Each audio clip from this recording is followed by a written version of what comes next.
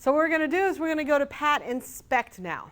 Okay, so, now we're starting to get into some of the specialized tools, because you guys know the basics. The basics are, you know, your PatMax tool, your blob tool, your histogram tool, and caliper tool. Those are basics of machine vision.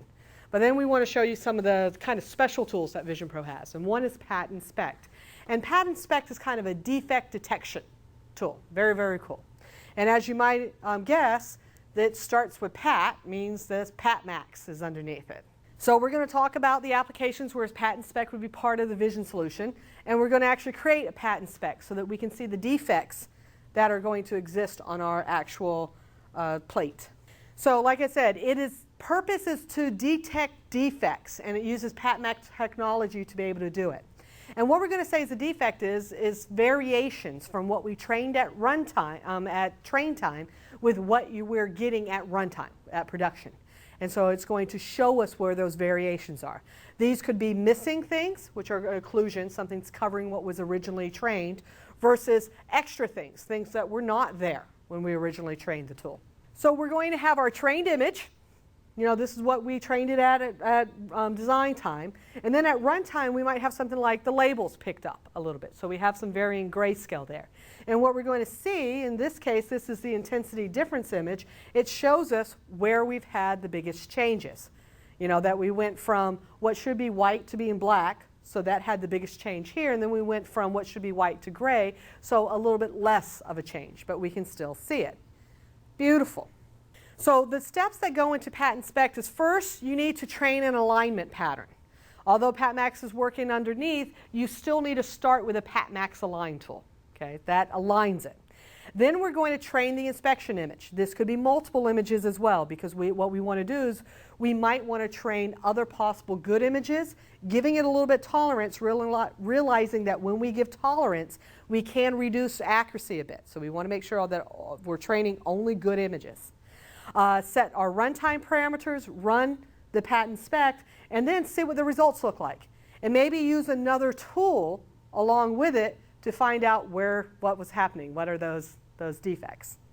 So the first thing that we have to do is that alignment image. Okay? Now this does not have to be the same thing that you're inspecting. It just needs to be something that allows for you to align what it should look like underneath there. So we already have an alignment image that we're using in our application. What is it? The fixture, the word Cognix on there. We're using that as it. That might not be part of what we're actually inspecting, but it's there. So it can be something else, doesn't matter. But what we want to do is we at least want to have something that's going to align it as precisely as we can. Then we need to go in and we need to actually train the pattern. Okay, so that's where we go in and we choose what is the pattern that we're trying to change or to train.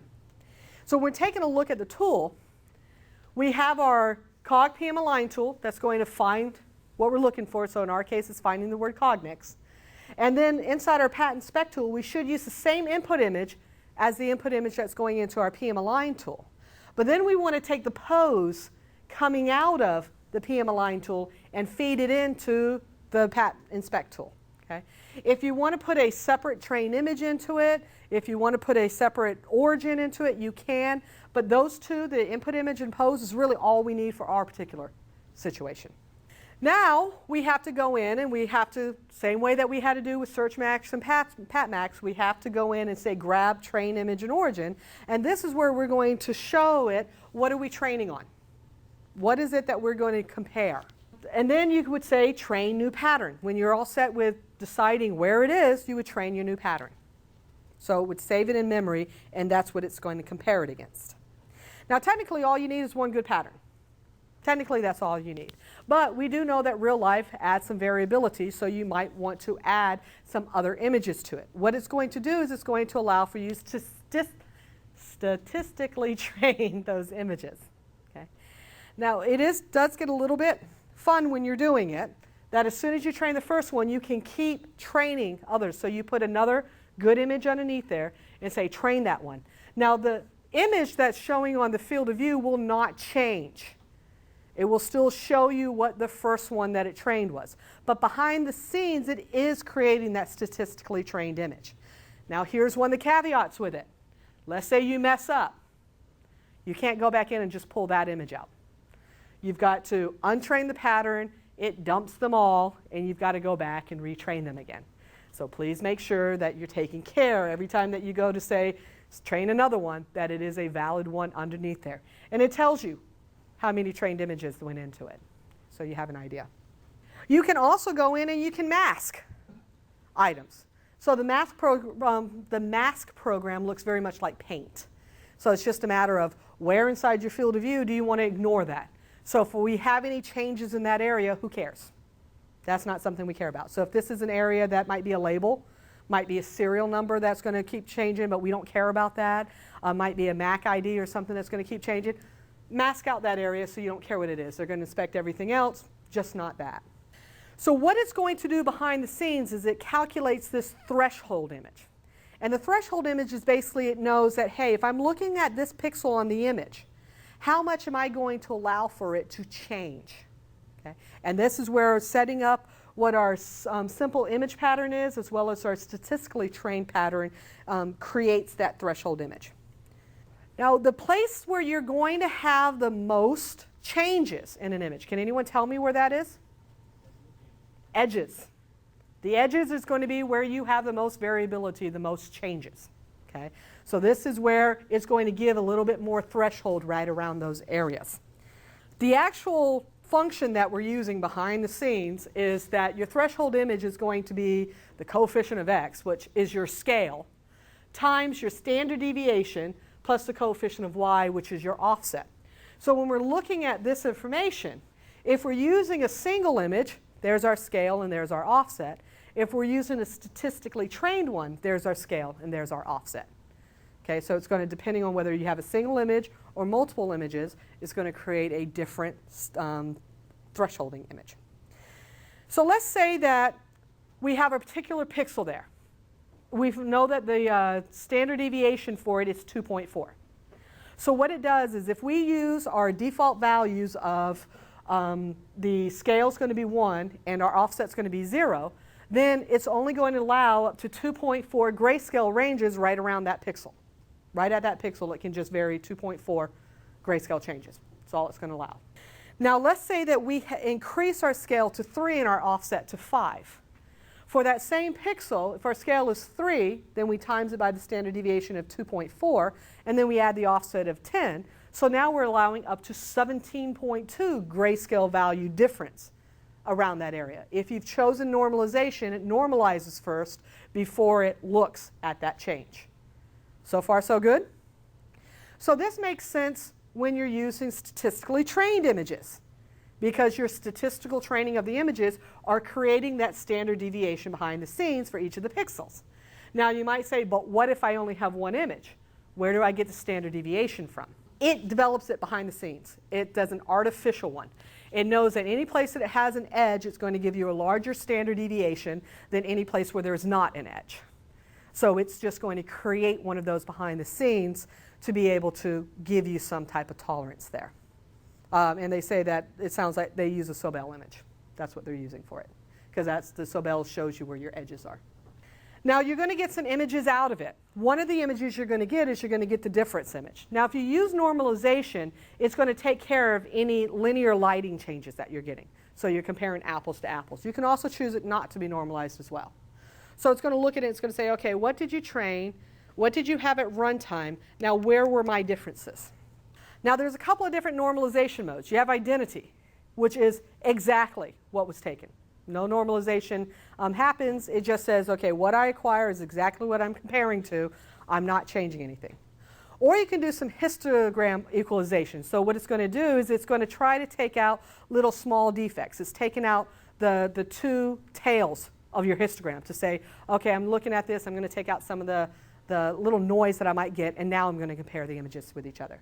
Or you can do the mean and standard deviation, so that it tries to account for some lighting issues with it, and it's better for if you have medium defects as well as substantial lighting changes.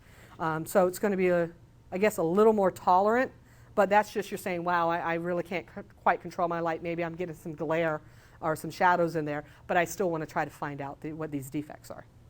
You have your match tails. Your match tails, once again, just make sure what the tails of them, of the particular images are, and it actually is looking for small defects at that point. Robust line is your histogram equalization, looks for very large defects, and local enhanced correction is non-uniform lighting and gradients. So let's say that this is our runtime image, Cognet. Okay? We had trained Cognex, but it was looking at Cognet. So what's going to happen is first PatMax comes in, lines up what the image is. Okay? So now we take this little image and we line it up. Then what we're going to do is we're going to do a little image subtraction of the two against each other. And what we're going to end up with is what that difference image is. There is some thresholding going on. There's the threshold image that takes place, but here's what I end up with. So I have the extra area of the X that doesn't exist in Cognet, and then I have the T coming down there, so any part of the T that's not part of the X is going to show up as a defect too. So that's what I'm going to end up with my difference image. So what tool's probably going to be great to tell me whether I had a defect? Blob, exactly, because we have no idea what it's going to look like. We're just looking for something light on dark. So that's where our thresholding comes in. Anything that is below the threshold image, it leaves it as black. Anything that is above the threshold image, then it's going to show it as lighter pixels. The more the change, the brighter the pixel that you're going to look at. Then there's this idea of match image, and match image is more for visual. Instead of saying, hey, let me pick up my defect, it kind of shows you on confusing images what's going on.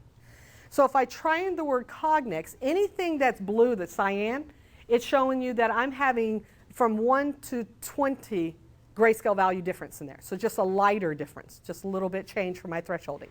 Anything that is pink or magenta means I have it greater than 20. So like our scratch in the middle there is saying, whoa, no, there's a major difference here. So now you can quickly look. If it's mostly blue, then you just have maybe some variation of light that might be nonlinear that it's picking up versus some stuff that's actual defect that you're looking at. Now you can go in there underneath your run params and you can choose which images do you want to look at. Do you want them normalized or not normalized? Maybe with your difference image. The absolute will show you both lighter and darker areas, but maybe you only care if I have lighter defects on there. I don't care if something's a little bit darker. Who cares? I only care if something's brighter. So you can choose, hey, do I just want the brighter difference or do I just want the darker image? Or do I also just want the raw difference images once again? So the raw just takes out thresholding. It does exactly comparing against each other. So now since we have our PatInspect tool, we have a difference image coming out of it. Like we said, we can feed it into the blob tool, and now the blob tool can be looking for light defects on a black background, and we can pick up whether we have some defects or not. So the PatInspect, you need to use it with PatMax. It's built on PatMax, but you need to use a PM Align with it, because if you don't, this thing will just be horrible to use. You need the preciseness and the accuracy of PatMax to line things up so it can really compare pixel to pixel. You can train one or multiple images. Remember, if you train multiple ones, you're adding tolerance, but you might be reducing some of your accuracy. PatInspect will generate an image highlighting wherever you have some defects. And then the newly created image now can be passed to another tool like Blob to find out whether you have defects. So let's go ahead and try this. So I'm going to go to my application. Let me just fit this in my image. And what I want to add is I want to add a PatInspect tool. So let me open up my toolbox. Here's my PatInspect tool, and I'm going to drop this into my application. Now my PatInspect tool, where do I want to pull the input image from? The same as your PM Align source. Excellent answer. The same as my PM Align source. So where did my PM Align tool pull there from? The PatMax was our fixture. So it's pulling it actually from the image source. It's pulling it from the actual image. Okay, because otherwise we're going to fixture off a fixture and this is not going to work. So we want to pull it from the image source. Now where do I want to pull my pose from? So if I right click and say link from, it offers me two options. Which one do I want to grab? Align. The PatMax Align, exactly. So I'm going to grab that and I'm going to go ahead and run it once. Now of course it's going to fail because we haven't trained anything, but at least I have an image in there. Let me double click on the PatInspect tool. I want to grab my train image first, and let me go take a look at current train image. And this is what I'm looking at. So right now I'm actually on the failed image. So let me just let this run for a moment while I get on the past one. Okay, and let me grab the train image again. There we go. I wanted to get the past one because it doesn't make any sense for me to do on the fail one because that's all my deviations. So what I'm going to do is notice that it automatically gave me my origin sitting here based on where my PatMax pulled it from. Okay? If I needed to change that, I could, but I'm going to go ahead and keep that. What I'm going to do is I'm going to put my box basically around the information coming from my actual card here. And I'm going to train the pattern. So this is what it's showing me. Okay, this is everything that it trained. So if I run this once, notice that if I go to my difference image absolute, it's completely black. Does that seem right? Yeah, should be. Now, I'm not going to worry about my Sobel scale and offset. Like I said, it automatically is giving me a derived standard deviation from where it thinks edges are. I should say maybe artificial. I'm fine with all this information. Yeah, I'm fine with all this information right now.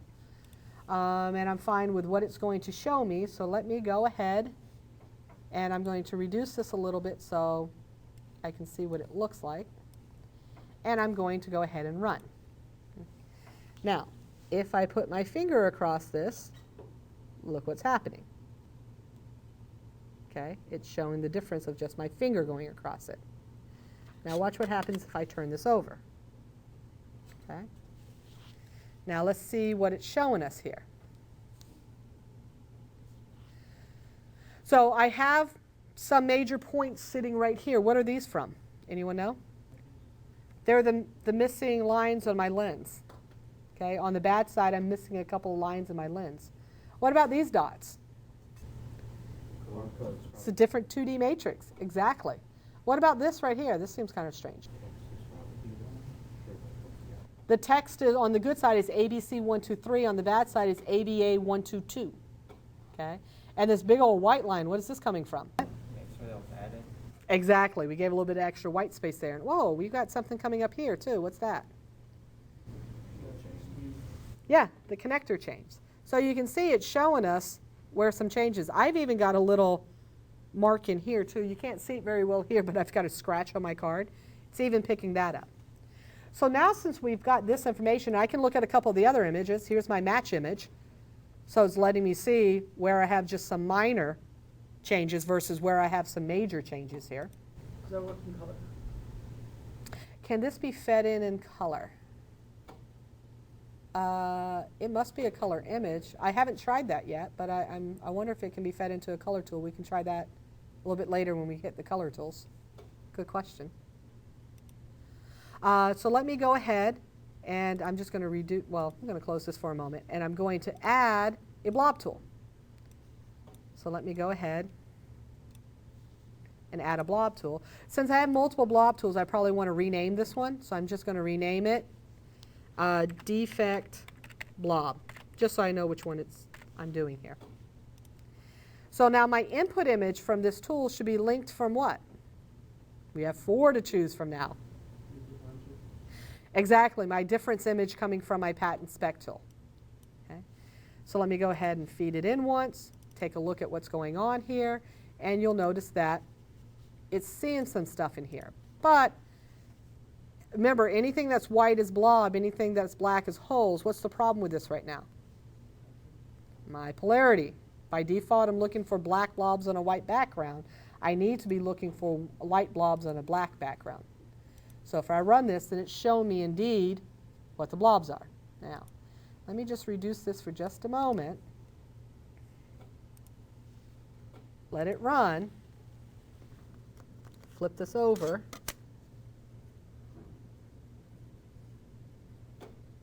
Actually, it's being kind to me here. There. Uh-oh. What's happening here? Yeah, right now I'm using a dynamic blob thresholding. So even though, if I take a look at my actual PatInspect tool, you'll notice that if I take a look at my difference image looks pretty black. but I am picking up a ton of blobs. Okay? So why am I picking up a ton of blobs? Remember, we said whenever we're doing like dynamic or that relative, it's always looking for a blob. So even these little small minor defects here, it's picking it up. Okay? It's seeing what that is. So what I can do is, let me go back into settings. Let me go make it stop running. And instead of making dynamic threshold, maybe I want a fixed threshold. And if I do a fixed threshold, maybe I set it at something like, I don't know, 75. So there's got to be at least 75 grayscale value before I care about this. So if I run this once, notice this takes out my defects. But if I go ahead and flip it over to my other side, I am still picking up my bad defects because they are large enough defects that it's coming through in the tool. And notice if I move it too far over, my angle's failing. Okay. This actually brings up a good point. One of the things I want to bring up here is notice that if I'm, like when I moved it over here, I'm no longer seeing what's going on with my blob and everything. And you guys might say, well, what's happening there? Well, part of this is actually my PatMax is failing. Let me pull this. There we go. My blob's not running even though my PatMax is running. What happens with the tool itself is the tool group automatically runs serially. And a default situation for the tool group is that as soon as one tool fails, it aborts. And this is a default setting for it. So that's why when you had that bad tool, you put a tool in there and it wasn't doing anything, it stopped anything else from running because as soon as it hits the bad tool, it stops. How you'd get around that is, let me stop running here, and I'm going to go to my object editor here. There's my object editor. It wanted to stick it behind the scene. So just to show you again how it does is if I do the object editor, this comes up. The very first command here is abort on tool failure, abort run. By default, it's true. If I click on this, I can say false, which will mean that even if one of the tools fails, it says that's fine, that fails, anything's connected to that tool won't run, but it will then try to run any other tools on it. Okay? That way you at least make it try to run through all the tools. So now if I run this, if I take a look at my defect blob tool, you can see that it's still getting information in there, even though my angle over here is failing. Okay, it's still going through it. Let you guys play around with that a bit, try some of the different images, try some of the match images, and we'll see where things go from there. That does make me wonder about, you were saying the match image. Let me bring out a match image and let's see what it actually sets the match image as being. No, it's a gray image. I think it puts it inside the graphics plane, those colors, not in the image itself. Because you can see that it's of type cog image 8 gray, so feeding it into a color tool is not going to help you.